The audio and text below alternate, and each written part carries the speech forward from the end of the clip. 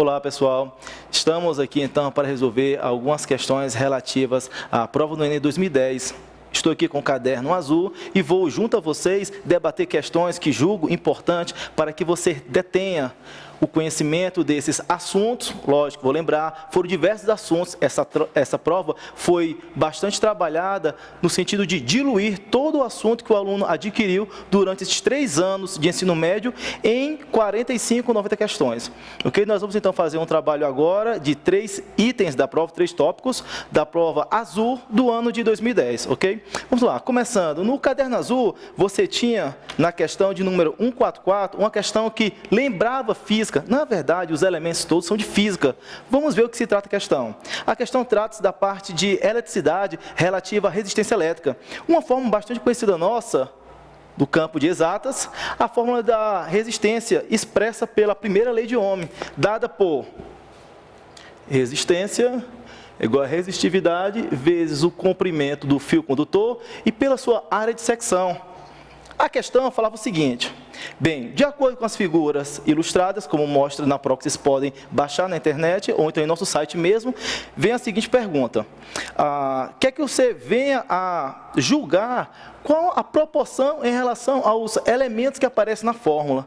Então ele fala, bem, o R maiúsculo como sendo resistência. A resistência e o comprimento, resistência e comprimento, eles são diretamente ou inversamente proporcionais. Você percebe que, à medida que o L aumenta, você vai ter o R também aumentando. Ou seja, quanto maior o comprimento, maior a resistência.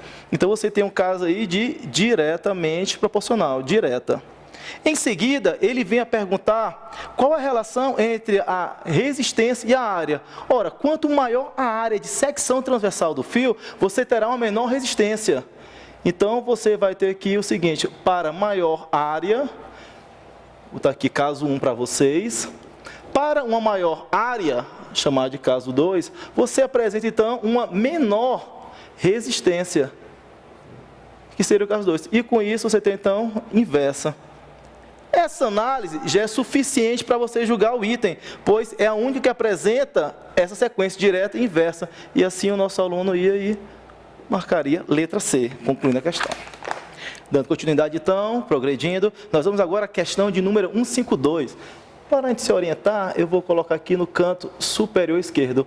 Questão 152. Ela traz em seu enredo, traz em seu contexto, a fórmula expressada pelo autor. Ele diz que R em função de t será expresso por 5.865 dividido por 1 mais 0,15 ou ponto 15, como queira pronunciar, cosseno de 0,06t, onde t é a nossa variável. Ele pergunta o seguinte: para isso ele precisa calcular a soma de valores de R, onde R deve assumir o valor máximo e o seu valor mínimo. Ora, gente, olhando para essa questão, você percebe que trata-se de uma trigonometria.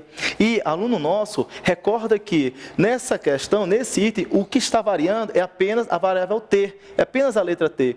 Então, essa função vai ter o seu valor máximo ou mínimo para o cosseno máximo ou mínimo. O cosseno, ele vai atingir um valor máximo para 1. E um valor mínimo para menos 1, independente do ângulo. Sempre teremos valor máximo para 1 e valor mínimo sendo 1, assim como no seno. A função seno e cosseno apresentam, assim, então, a mesma imagem e o seu domínio sendo os reais. Só recordando o período como sendo 2p.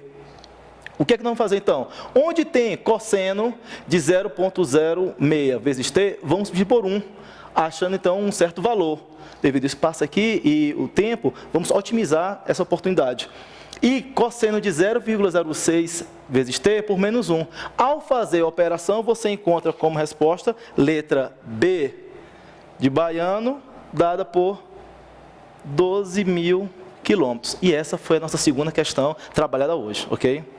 Chegamos, então, à nossa terceira e última questão do dia. Olha só, nós temos aqui a questão de número 174, questão essa envolvendo probabilidade.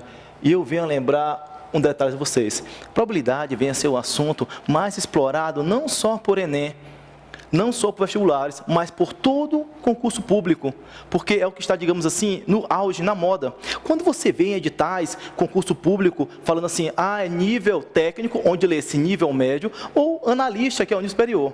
Aquela parte do nível técnico, eles trabalham a matemática envolvendo raciocínio lógico. É como se fosse uma simbologia, é como se fosse um sinônimo para a matemática do ensino médio. Só que essa matemática do ensino médio, eles estão trabalhando mais essa parte de probabilidade e de análise combinatória. São assuntos que apresentam pouca fórmula e mais raciocínio. Você deve fazer como fosse uma análise sintática da palavra mesmo. É uma análise, você vai analisar, perceber, estudar o comportamento dos conjuntos que aparecem, ok? No caso aqui nós temos a probabilidade, e essa questão traz um certo pega. Ela trabalha como se fosse uma probabilidade condicional. Ela vem a falar o seguinte, te mostra uma tabela e fala que um certo diretor do colégio estava percebendo um comportamento entre as alunas, que se referia ao tamanho do calçado. Então, ele começou a fazer uma pesquisa estatística e aponta o número de funcionários em relação aos calçados. Qual é o PEG, então, Stelvio, que aparece na questão? Eu venho mostrar o seguinte, atentem quando ele fala assim, escolhendo uma funcionária ao acaso e sabendo que ela tem um calçado maior que o 36. Ele já está amarrando, limitando, restringindo o candidato a essa faixa. Não vai ser todo e qualquer candidato. É apenas, aliás, funcionários, são apenas funcionários que têm o calçado maior que 36, inclusive o 37 em diante, ou seja, exclui-se o 36 e você toma como consideração aí o menor valor, o 37, ok? Então, a probabilidade de ela calçar um 38 aí vamos recordar só o conceito de probabilidade. Nós temos como probabilidade o número de casos favoráveis pelo número total. Lembrando, o número do calçado tem que ser maior que 36. Aí você vem a perceber o que é favorável e o que é total para esse exemplo. Favorável, você vem a ter o seguinte, favorável, quantas pessoas têm um número maior que 36? Aí só temos, então, o 39, o 38 e o 37. Então, totalizando assim, 14 pessoas.